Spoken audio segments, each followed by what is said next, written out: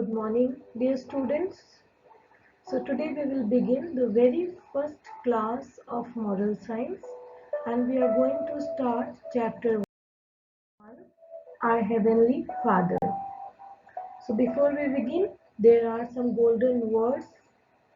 Even kings and emperors with heaps of wealth and vast dominion cannot compare with an ant filled with love of God. So in this quotation, Guru Nanak Dev Ji has tried to tell the difference between a person who's filled with wealth and a person who's filled with the love of God. So the model reading of the chapter begins as God is the prime reason for man's existence on earth. He is the ultimate answer to our unlimited questions. He is our Heavenly Father. He is always with us in our joys and sorrows. He guides us on every step of our lives. The secret of human life is that it is led by God. God is supreme. He is omnipotent, omniscient, and omnipresent. He is the most powerful. He knows everything and is present everywhere. We should admire him and be fully devoted towards him.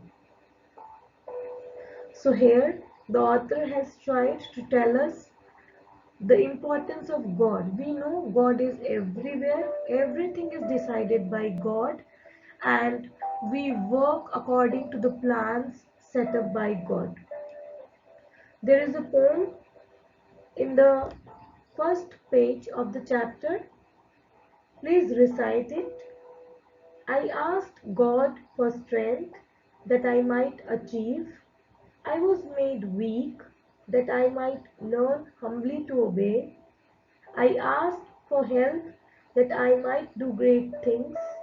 I was given infirmity that I might do better things. I asked for riches that I might be happy. I was given poverty that I might be wise. I asked for power that I might have the praise of men. I was given weakness that I might feel the need of God. I asked for all things that I might enjoy life. I was given life that I might enjoy all things. I got nothing I asked for, but everything I had hoped for. Almost despite myself, my unspoken prayers were answered. I, among all men, am most richly blessed. So here, the author is telling that a person has his own desire of asking, and a God has his own plans of granting what a person should get, and we only get what is decided by God. Now on page number 12, there is a short story based on the title God's Appearance in Dream. In this story, a lady named Sarita get a conversation with God while dreaming. Sarita was a pious and devoted woman. She lived all alone in a small village. She had a cow. She used to sell the milk of the cow so as to earn her living. After completing all her work in the early hours of morning, she used to sit and meditate on God for a long time. She had a wish of meeting God. She believed that someday she will be surely able to meet God. One night, she was sleeping. God appeared in her dream. The following conversation took place between God and her. God: Sarita, can you recognize me? Sarita: Yes, you are my adorable God. God: What do you want to know about me? Sarita: What are you? Please do tell. God. I am a spirit of love. I am the creator of everything. I dwell everywhere. I know everything. I am the most powerful. Sarita, is your love same for everyone? God. Yes, it is. I do not discriminate between brown, black or white. My love is same for the fat, thin, tall and short. My love stretches beyond north, south, east and west. Every person is my child. Sarita, how do you show your love? God. When people are hungry, I give them food to eat. My love protects them from extreme cold or heat. I give them all those things that they need in life. I watch them and always show care for them. Sarita. Then, why do you punish so many people? God. At first, I indicate people to move on the right path, but when people prefer to move on the wrong path and perform bad deeds, I make them learn to come on the right path by the way of punishing them. Sarita. What is your opinion about me? God. You are a very good child of mine. You perform good deeds. You move on the right path. You are a true devotee. That is why I have come to meet you. Sarita. What do you want me to do? God. I want you to love everyone and spread love in the entire world. I am blessing you with some spiritual powers which will help you in spreading my message of love.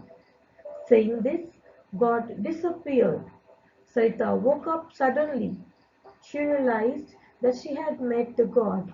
The vision enlightened her mind and she became determined to follow the dictate of God.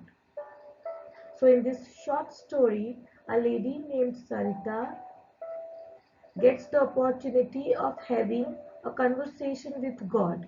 In her conversation while dreaming, she asked God, why is he loving some persons? Why is he punishing some persons? And for all the questions she asked, she got the perfect answers from the God. And then the vision enlightened her mind and she became determined to follow the dictate of God. Means she came to learn that God is correct and we are supposed to follow the words of God. Now we will do fill in the blanks of the chapter. So as you can see, the questions are already written to us. We'll be discussing the answers here. God is dash reason for man's existence on earth. It is prime, means main reason. Because of God only we are on the earth and God has his own plans for each one of us. 2. God guides us on every step of our lives. Whenever we are going for a new move, something from inside tell us to do it or not to do it. That is called our conscience. That is actually the voice of God. Third, the secret of human life is that it is led by God. Fourth, Sarita was a pious and devoted woman. This is all for today, my dear students. Now next question B is a small activity. You have to write the name of the holy books for the religions Islam, Christianity, Hinduism and Sikhism. Please write this much in your moral science copy and send me as homework in the allotted time. Stay home, stay safe. Thank you. Take very good care of yourself. See you in the next class.